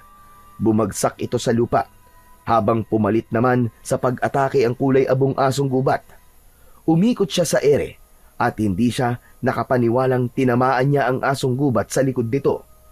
Umaangil na bumagsak ang asong gubat sa lupa. Kaya naman, napaatras ang prinsipe ng aswang na alimpuyo. Bakas sa mukha nito ang pag-aalala sa nakikitang husay sa pakikipaglaban ng batang si Ruel. Bigla itong nag-anyong kulay puting asong gubat na may itim sa noo at kumaripas ng takbo papalayo sa kanila habang bahag ang buntot nito. Hanggang sa nawala ito sa madilim na bahagi ng kakahuyan. Naiwan ang dalawang kasama nito na mabilis na sumugod sa kanyang kinaroroonan. Saktong pagtalon ng asong gubat sa kanyang kinatatayuan, sinalubong naman niya yon ng saksak sa lieg dito. Bumaon ang talim ng kanyang karet at paghila niya ay kasamang tumalsik ang dugo ng asong gubat sa kanyang katawan. Nagulat siya sa lakas ng loob na naghari sa kanyang kaloob-looban ng mga sandaling yon. Parang may kung anong malakas na enerhiyang gumapang sa kanyang buong katawan at napatay niya ang lahat ng mga asong gubat. Muling bumalik ang mag-ama sa kanyang tricycad habang nagpapadyak siya ng sasakyan ay saka lamang niya naramdaman ang pananakit ng kanyang likod. Napansin niya na nadikitan yun ng dugo ng asong gubat. Habang abala siya sa pagpadyak sa kanyang tricycad, biglang napasigaw ang kanyang ama. Anak! Sa likod mo! Nagulat si Ruel sa biglang pagsulpot ng prinsipe ng mga aswang mula sa madilim na bahagi ng kakahuyan. Bigla siyang nilukso nito sa kanyang likuran. Muntik siyang mahulog sa kanyang sasakyang tricycad. Gusto man niyang lumaban, subalit nararamdaman niya ang pagkaparalisa ng kanyang katawan. Pakiramdam niya ay bigla siyang nanghina at nakaramdam ng panginginig ng katawan. Kaya ang kanyang ama ang umagaw ng kanyang karit at ito mismo ang umatake sa prinsipe ng mga aswang na alimpuyo. Kaya naman, nakabitaw ito sa pagkakakapit sa kanya. Bumagsak ito sa lupa at tuluyang nawala sa kadiliman. Nagkaroon sila ng pagkakataong muling paandarin ang kanyang tricycad. Habang binabagtas nila ang daan papunta sa bahay ng matanda, ay naramdaman ni Ruel ang matinding pagdurugo ng sugat niya. Parang nanlalabo na ang kanyang paningin. Tay, parang di ko na kaya. Kayo na lang po magpadyak ng tricycad. Parang nangihina na po ang katawan ko. Nahihilo po ako. Diyos ko, baka gumapang na ang lason sa dugo mo mula sa dugo ng asong gubat. Dito ka, anak. Magpalit tayo ng pwesto. Humawak ka mabuti. Nang makapagpalitan sila ng kanyang ama, ay naramdaman ni Ruel ang mabilis na pagpadyak ng kanyang ama sa tricycad. Pakiramdam niya ay may nakadagan sa kanyang dibdib. Halos mahabol niya ang sarili niyang hininga. Habang ang malakas na hangin na bumabangga sa kanyang muka ay patunay na mabilis ang pagpapatakbo ng kanyang ama sa kanilang sasakyan. Konting tiis na lang, anak. Kapit lang. Malapit na tayo. Gagaling ka, anak. Nandito lang si tatay. Ilang minuto pagkatapos ay dumating na sila sa tapat ng bahay ng matanda. Narinig niya ang yabag ng paa ng matanda matapos na magtawag ang kanyang ama. Nagulat si Kakang Maria nang makita siya sa ganoong kalagayan. Nilakihan ng matanda ang pagkakabukas ng pinto nito. Kahit nanlalabo ang kanyang paningin, ay kagad na hinagilap ng kanyang tingin si Kaloy. Subalit wala ang lalaki. Tila nauunawaan naman ng matanda ang ibig niyang sabihin. Si Kaloy ba hinahanap mo? Pansamantala siyang umuwi sa kanila dahil gusto raw niyang makita ang kanyang pamilya. Kakang Maria, hindi niyo po dapat siya pinayagang umalis. Nasa panganib po siya. Si Teryo nga po. Nakita kong sinasalakay ng mga aswang. Kakang Maria, kailangan pumahanap natin siya. Nasa panganib siya. Yaski ka, bata ka. Huwag mo na munang isipin si Kaloy.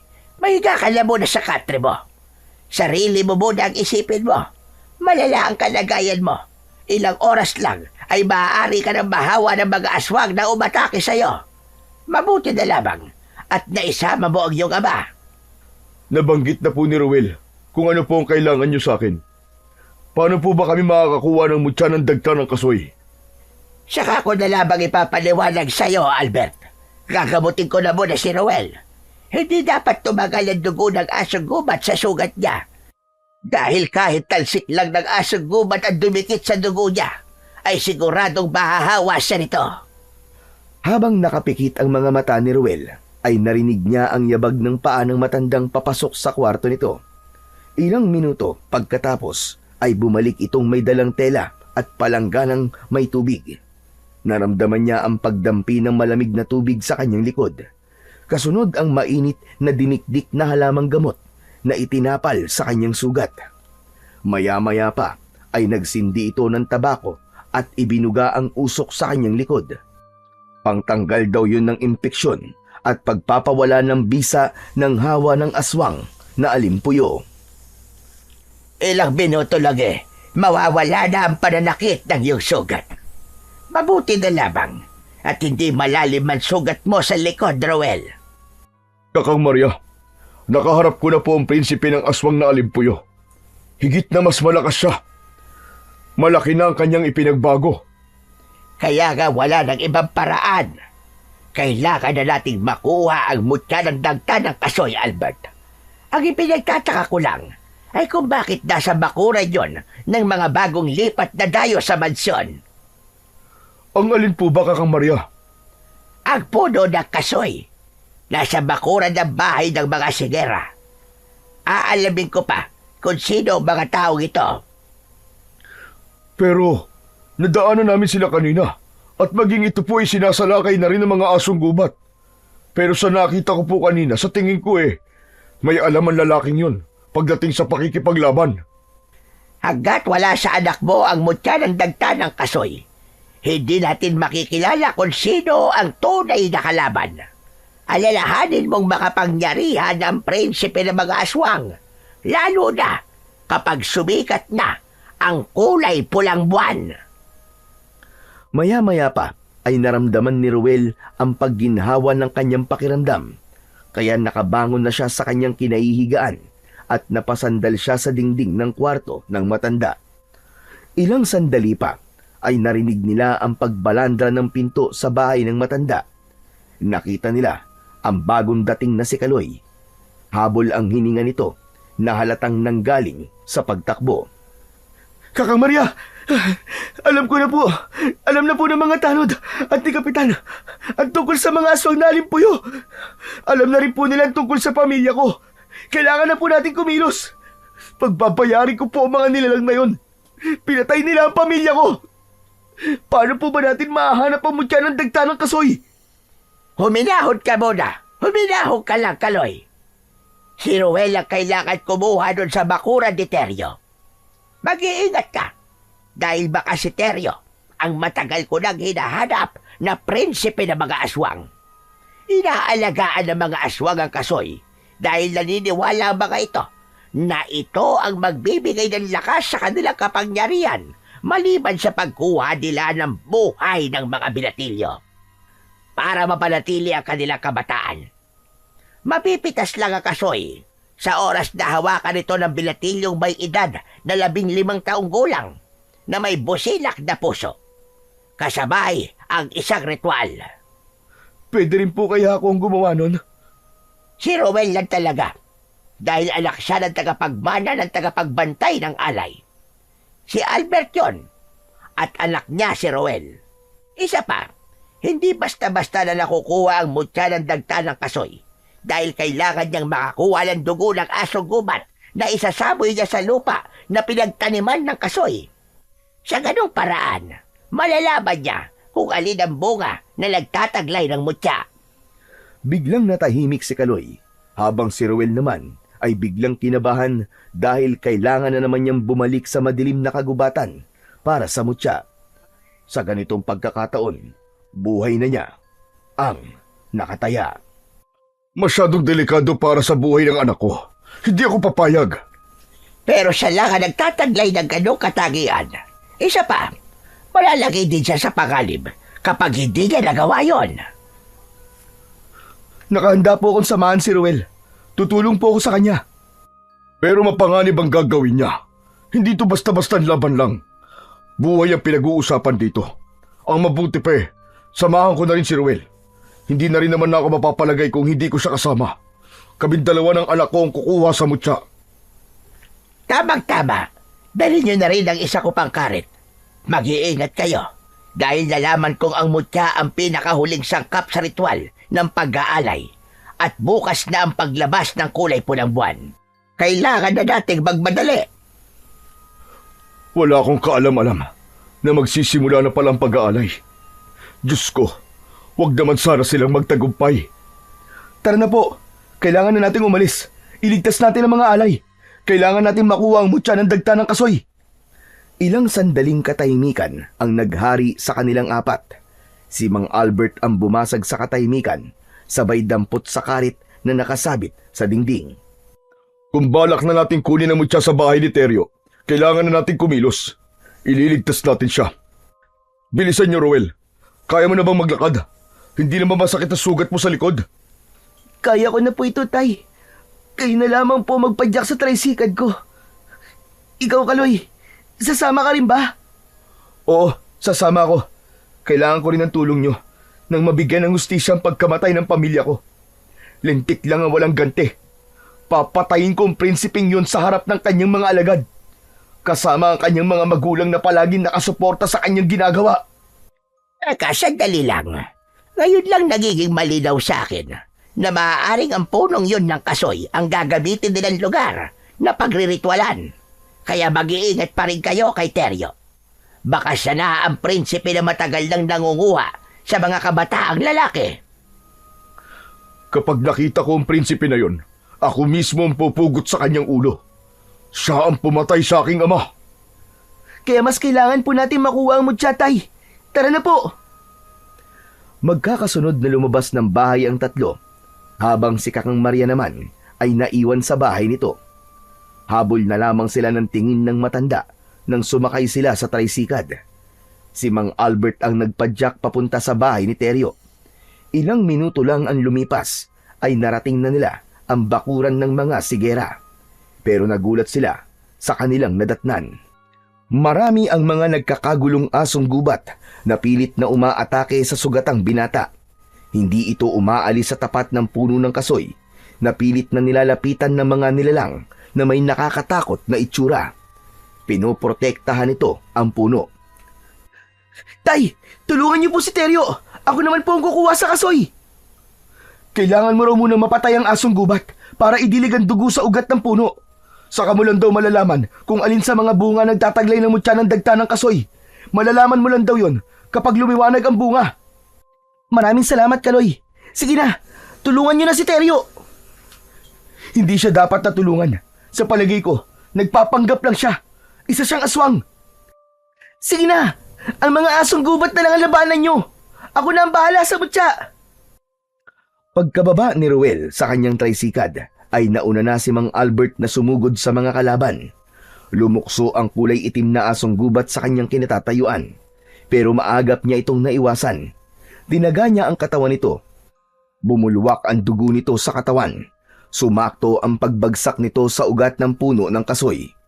Mabilis siyang kumilos. Maigpit niyang hinawakan ang puluhan ng karet at tinanggalan niya ito ng ulo. Kasabay ng pagkalat ng dugo nito sa lupa, ang pagliwanag ng bunga ng kasoy na malapit sa kanya. Ako na! Ako na ang kukuha ng kasoy para sa iyo, Ruel! Halos itulak si Ruel ni Kaloy para lang makuha nito ang bunga. Pero dahil malapit siya sa bunga ng kasoy, kaya nakuha na niya yun bago pa mahawakan yun ni Kaloy. Lumapit sa kanya si Teryo habang pinipilit na agawin ang mutya. Akin na ang mutya! Huwag mong pakialaman yan! Mas lalo ako mapapahamak kung hindi mo yan ibibigay sa akin! Ako lang ang may karapatang mga laga ng mutya ng kasoy. Kaya tumabi ka kung ayaw mo masaktan. Ikaw ang prinsipe ng mga aswang na alimpuyo. Teka, ano ba pinagsasasabi mo? Isa kang aswang. Alam na namin ikaw ang prinsipe ng mga aswang. Pinatay mo ang ama ko. Kaya huwag ka na magkunwari na inaatake ka ng mga aswang. Hindi mo kami mauuto. Napaatras ng bagya si Teryo nang tutukan nito ng karit ni Mang Albert. Bakas sa mukha ng lalaki ang pagkalito. Sinamantala naman ni Ruel ang pagkakataon. Biniyak ni Ruel ang kasoy na nasa kanyang mga kamay at ipinatak niya yon sa talim ng kanyang karit. Kitang-kita niya ang pagliwanag ng mutya sa kanyang sandata, sabay wasiwas niya sa hangin. Napaatras ang mga asong gubat sa pagsugod. Lahat sila ay takot na takot sa kulay berdeng liwanag ng sandata ni Ruel. Nagkakamali kayo! Hindi ako ang prinsipe! Hindi pa man natatapos ni Teryo ang sasabihin nito, ay bigla itong inatake ng asong gubat sa likuran nito. Tinamaan ito ng pangil ng aso sa braso nito at bumagsak ito sa lupa. Kahit nasa panganib na ang buhay nito, ay sinikap pa rin itong magpaliwanag. Ako ang alay ng aswang para sa kanilang prinsipe. Kaya ako'y naalagaan ang pinakahuling sangkap ng kanilang ritual. Dahil hinihintay ko ang tunay na tagapangalaga ng mutya. Kung ikaw nga yun, Ruel, talagang para sa'yo yan. Tulungan mo ako. Hindi ako ang kalaban dito. Biglang lumakas ang liwanag na nagmumula sa talim ng sandata ni Ruel at lumapit yun sa nakatayong si Kaloy. Nanlalaki ang kanyang mga mata nang makita niya ang biglang pagbabago ng kulay ng mga mata ni Kaloy. Tumubo ang maliit nitong sungay sa noo. Humaba ang mga ngipin nito at nagkaroon ng buntot. Anak ng putya! Siya ang prinsipe ng mga aswang! Nilinlang niya tayo! Ang husay mo! Naisahan mo ako Nagawa mo magpanggap para lang makuha ang mutya. Hindi ka na makakaligtas. Hindi ako natatakot sa'yo kahit may sungay ka pa. Mabilis siyang tumakbo papalapit sa prinsipe ng aswang pero hindi niya inaasahan ang malakidlat nitong bilis sa pagkilos. Naramdaman niya kagad ang kamao nito habang nakadakot sa kanyang leeg. Kaya naman, nabitiwan niya ang kanyang hawak na karit at bumagsak yon sa lupa. Habang si Teryo naman ay nagawa ng makaalis sa pag-atake ng mga asong gubat at kasama na itong nakatayo sa tabi ni Mang Albert. Nagulat ang mga ito sa bilis ng pangyayari. Sa higpit ng pagkakasakal ni Kaloy sa leeg ni Ruel, ay nahirapan siyang makagalaw. Umangat ang kanyang paa sa lupa, kasabay ng pag-angat din ng liwanag na bumalot sa kanyang buong katawan, na parang sumanib sa kanya ang kakaibang pakiramdam. Gumapang ang malakas na enerhiya sa buo niyang katawan. Sa pagpupumiglas ni Ruel, nabitiwan siya ng aswang na prinsipe. Bumagsak siyang nakatayo sa lupa, habang matalim ang matang nakatingin sa muka ng kalaban. Nagpasirko-sirko siya sa ere at pagpatak niya sa lupa ay sakto sa kinalalagyan ng kanyang nahulog na karit. Mabilis niya yung dinampot at humarap sa mga kalaban. Nawala rin ang sakit ng kanyang katawan para siyang nag-ibang katauhan. Hinding-hindi ka magtatagumpay na kumuha pa ng isa pang buhay para sa kasamaan mong halimaw ka. Kailanman ay hindi magtatagumpay ang kasamaan laban sa kabutihan. Nagtagumpay na ako. Nakuha ko ng buhay ng mahal mong lolo. At nalinlang ko kayo, mga inutil! Heto na ang katapusan mong hayop ka! Lasapin mo ang galit ko! Akma na sana niyang tatagain si Kaloy nang sinugod naman siya ng mga alagad nito, kaya pansamantala siyang napalayo sa prinsipe ng mga aswang. Pinagtataga niya ang lahat ng mga asong gubat na humaharang sa kanyang daan. Napatay na rin niya ang hari at reyna ng mga aswang habang papalapit siya sa kinatatayuan ng prinsipe. Maging ito ay nagulat rin sa biglang pagbalot ng liwanag sa kanyang katawan. Nanlalaki ang mga mata nito na hindi makagalaw sa kinaroroonan. Biglang nanigas ang tuhod nito dahil natalo ng liwanag ng kanyang sandata. Lahat ng tamaan ng kanyang karit ay bumabagsak sa lupa. Nasusunog ang mga ito sa dagta ng kasoy na nasa talim ng kanyang sandata. Biglang dumating ang mga alagad ng prinsipe, kaya maging si Teryo at Mang Albert ay tumulong na rin sa pakikipaglaban sa mga halimaw. Bakit ba nagmamatigas pa kayo? Isuko na lamang ninyo ang mga buhay nyo. Wala na rin naman kayong magagawa. Ikaw ang sumuko! Wala ka mapapala sa amin, hayop ka! Buhay mo mawawala, hindi mga buhay namin! Bumalik ka sa ilalim ng lupa! Ako ang magpapasya para sa mga buhay nyo! Nakangisi itong sumugod sa kanilang kinatatayuan. Nagpaikot-ikot ito sa ere habang nakalabas ang pangil. Nakatutok din ang kuko nito sa kanya na iwinawasiwas pa sa ere. Mabilis niyang nailaga ng mga pag-atake nito. Gumanti siya rito ng taga. Tumulong na rin si Teryo at Mang Albert. Pero mabilis kung kumilos si Kaloy. Sumigaw ito ng malakas, kaya naman sumugod na rin ang mga alagad nito at pinagtulungan silang tatlo. Pagtaga ni Ruel sa katawan ng kulay abong asong gubat ay bumagsak ito sa lupa habang nagkikikisay ang katawan.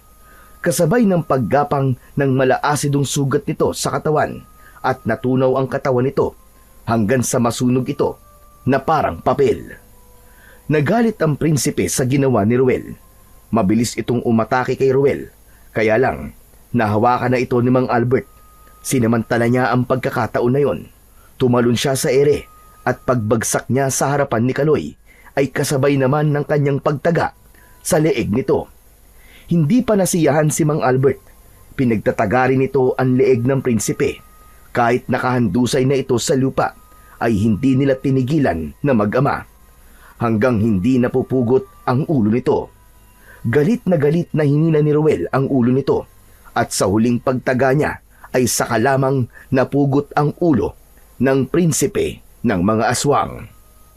Natigilan si Teryo, maging ang bagong dating na si Kakang Maria.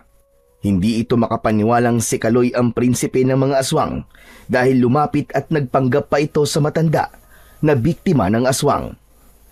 Napalapit ang matanda habang sapo ng palad ang bibig nito. Kinuha ni Ruel ang kanyang mutya ng kasoy sa lupa at piniga niya ang katas na yon sa katawan ng wala ng buhay na si Kaloy. Tila asido ang patak na yon na unti-unting tumutunaw sa katawan nito hanggang sa tuluyan na itong maabo. At ang natira na lamang ay ang pugot na ulo ng prinsipe. Nagbalik na ito sa anyo bilang isang kulay puting asong gubat na may itim sa noo. Hinawakan ni Ruel ang ulo at nagbibirong iniabot yon kay Kakang Maria. Oh, Kakang Maria! Nakita ko po kasi mahilig kayo rito eh. Idagdag niyo po sa koleksyon niyo sa mga ulo po na nasa kusina niyo. Dabuho ka, bata ka. Bakit ako magtatabi yan? Tatak po ng tagumpay ito, Kakang Maria. Malilinis na rin po sa wakas ang pangalan nyo. Hindi na po nila iisipin na aswang po kayo. Hindi maaari. Ganun lang ang buhay ng prinsipe na yan. Kulang pa ang buhay niya sa mga buhay na kinuha niya para lamang mapanatili ang kanyang kabataan. Pambihira. Muntik na tayo ron ah. Hindi ko nahalatang si Kaloy pala ang aswang na alimpuyo. Ang akala ko nga nung una si Ruel ang prinsipe ng mga aswang. Kaya nagalit ako sa kanya nung kinuha niya ang iniingatan kong mutya ng dagta ng kasoy. Si Lolo nagpapunta sa akin dito. Akala niya ay hindi na ako masusundan. Yun naman pala malakas ang pang-amoy ng aswang na yan. Ano nang plano mo ngayon, Teryo? Magtatayo ng mineral station ko. Sira! Di, inagawan mo naman kami ng hanap buhay ni tatay. Sabay silang nagkatawanan habang lumalabas ng bakuran ng bahay ni Teryo. Nagkalat ang mga katawan ng asong gubat sa daan. Sabay-sabay na rin na natunaw ang mga ito na parang papel dahil sa epekto ng mutya ng dagta ng kasoy. Sumakay si Mang Albert, Ruel at Kakang Maria sa kanyang tricycad habang naiwan naman si Teryo sa mansyon. Dala nila ang pugot na ulo ng prinsipe ng mga aswang. Pagsapit nila sa tulay ay bumaba sila para ibaon ang pugot na ulo ng prinsipe sa lupa. Tumagal lamang ng 10 minuto ang paghukay. Pagkatapos mailibing ang ulo ni Kaloy, ay tahimik na rin silang umalis sa lugar na yon. Kinabukasan ay makikitang namamahagi si Ruel ng bote na may lamang bagoong sa buong baryo ng Pag-asa. Habang ang kanyang mga tubig ay maaga naman niyang naipamahagi sa kanyang kababaryo. Magmula ng gabing yon, ang pagsikat ng kulay pulang buwan ay wala ng banta ng panganib. Sa halip, isa raw itong palatandaan sa masaganang ani ng kanilang mga pananim na kasoy. Masayang nabuhay ang lahat ng payapa at tahimik dahil sa kanilang pananampalataya sa ating Puong May Kapal.